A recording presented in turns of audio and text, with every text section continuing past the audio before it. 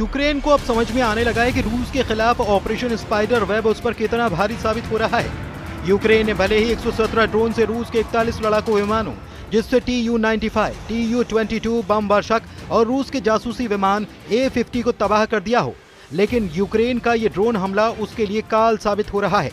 पिछले 96 घंटे से रूसी सेना दैत्य बनकर पूरे यूक्रेन पर अंधाधुंध हमले कर रही है। रूस के इस्कंदर मिसाइलों ने यूक्रेन में भयंकर तबाही मचाई है। ईरान से मिले शाहिद ड्रोन ने कम से कम यूक्रेन के 12 शहरों को भून कर रख दिया है। सैन्य ठिकानों से लेकर आवासीय इलाकों तक रूस ने पूरी तरह से उन्हें भस्म कर दिया है।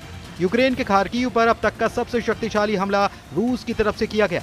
रूस इस वक्त यूक्रेन सुरक्षा सेवा यानी कि SBU के ठिकानों को टारगेट करके हमले कर रहा है। इसने ही रूस के खिलाफ ऑपरेशन स्पाइडर वेब को अंजाम दिया था।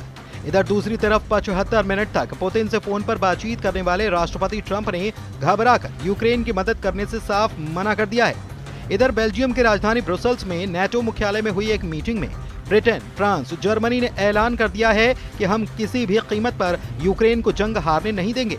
अकेले ब्रिटेन ने ही ऐलान किया है कि वो यूक्रेन को 1 लाख आत्मघाती ड्रोन देगा, जो रूस के हर शहर को तबाह कर देंगे।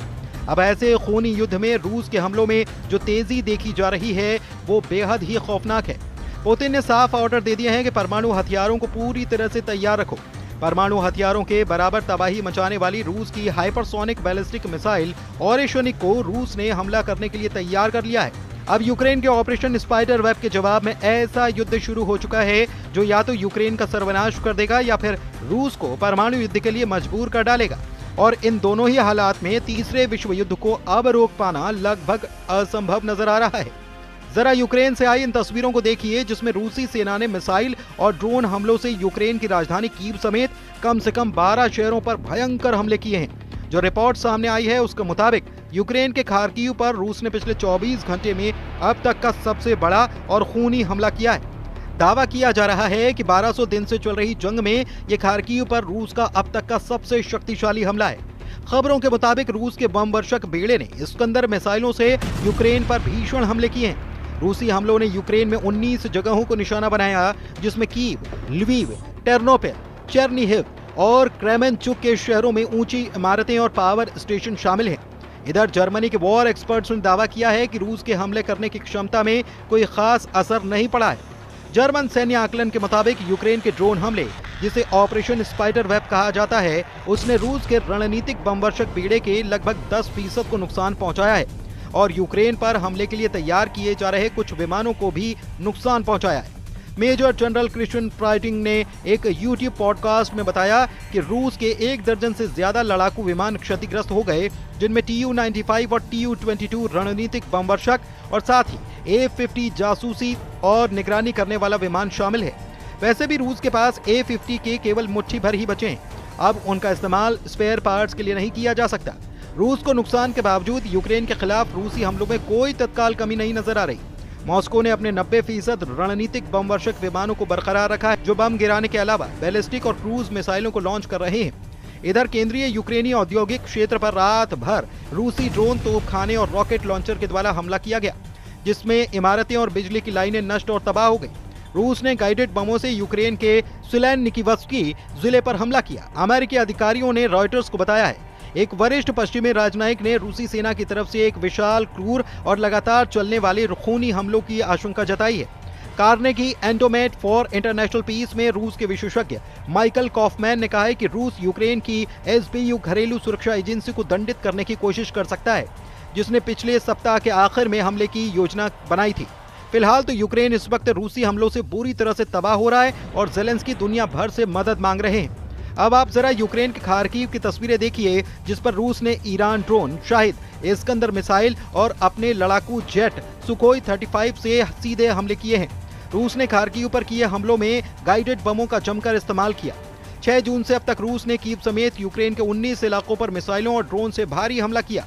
ये हमले केवल सैन्य प्रतिक्रिया नहीं, बल्कि रूस के लिए अस्तित्व की लड़ाई बन चुका है।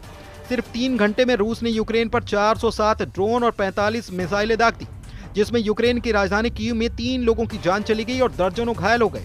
यूक्रेनी सेना के मुताबिक रूस ने 1200 दिन से चले आ रहे युद्ध में पहली बार खार्किव पर अब तक का सबसे शक्तिशाली अटैक किया है।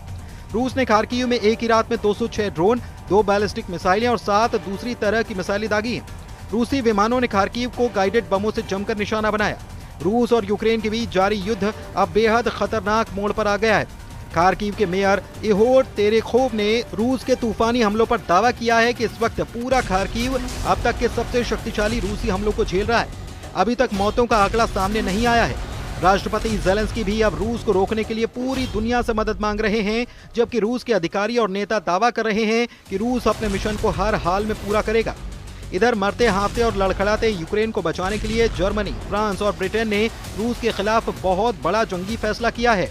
जो खबरें आ रही हैं उसके मुताबिक बेल्जियम की राजधानी ब्रुसेल्स में नेटो मुख्यालय में हुई एक मीटिंग में ब्रिटेन, फ्रांस और जर्मनी ने यूक्रेन को बेहिसाब मिसाइल और ड्रोन देने का ऐलान कर दिया है। पहले ब्रिटेन ने यूक्रेन को 10,000 ड्रोन देने की योजना बनाई थी, लेकिन उसे बढ़ाकर 10 गुना कर दिया गया। ब्रिटेन यूक्रेन को 1 लाख आत्मघाती लड़ाकू ड्रोन देने जा रहा है। ब्रिटेन यूक्रेन को कुल 4.5 अरब पाउंड की सैन्य सहायता दे रहा है, जिसमें 350 मिलियन पाउंड सिर्फ ड्रोन कार्यक्रम के लिए रखे गए। तो जर्मनी भी यूक्रेन को लंबी दूरी तक मार करने वाली मिसाइलों की सप्लाई करने के लिए तैयार हो चुका है।